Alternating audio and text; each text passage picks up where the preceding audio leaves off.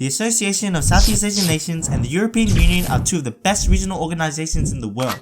They both aim to promote cooperation and integration among the member countries. But what if these two regions decide to declare war on each other? ASEAN, composed of 10 member countries and a combined population of 680 million, has 2.1 million active personnel, 1.1 million reserve personnel, and 6.1 million paramilitary members. Meanwhile, the EU, consisting of 27 member countries and an estimated population around 447 million, have only 1.9 million total personnel. This means ASEAN wins, right?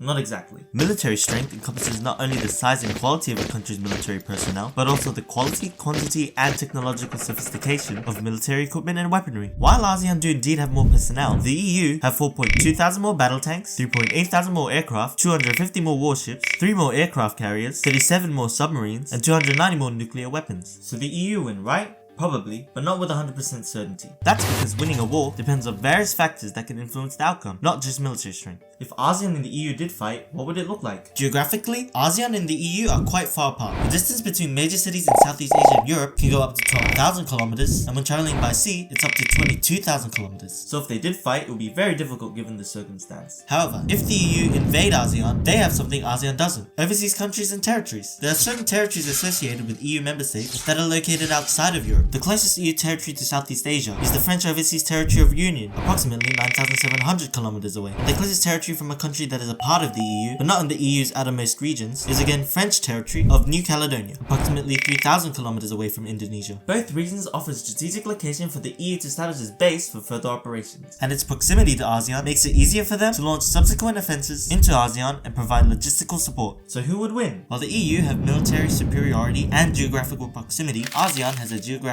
advantage. Its numerous islands, archipelagos, and peninsulas make it challenging for large-scale invasions, and its dense jungle, tropical rainforest, and varied terrain hamper troop movements, limit visibility, and hinder military operations. Plus, Southeast Asia experiences monsoon seasons during certain times of the year, which can disrupt military operations and logistics. You might be thinking, didn't Japan with military superiority and geographical proximity successfully invade Southeast Asia in 1942 during the Second World War? You're right, they did, and it might also be the case for the EU. However, other than these two factors, Japan's successful campaigns in Southeast Asia was also contributed by it being a surprise attack and Southeast Asia's lack of preparedness. So if ASEAN knows the attack is coming and are fully prepared for it, this could tip the scale in their favor. In this situation, however, I'd say the chances of ASEAN winning are 50-50. If the EU doesn't use nuclear weapons.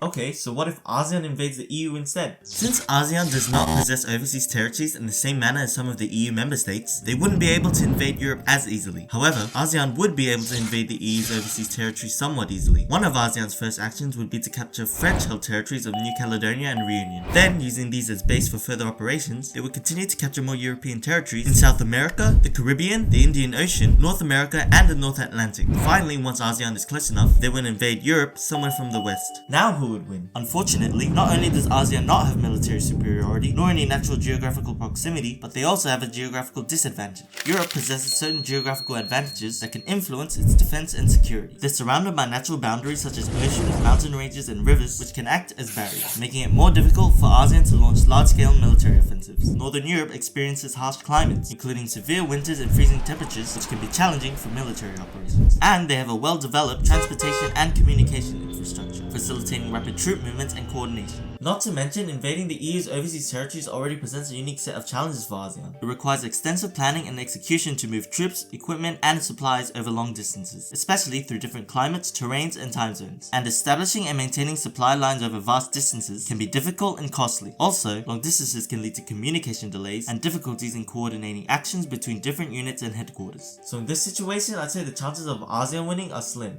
like 99-1. Of course, there's no way to really know who would win unless the war happens, and this was a very brief analysis, so take it with a grain of salt. That being said, who do you think will win? Let me know in the comments.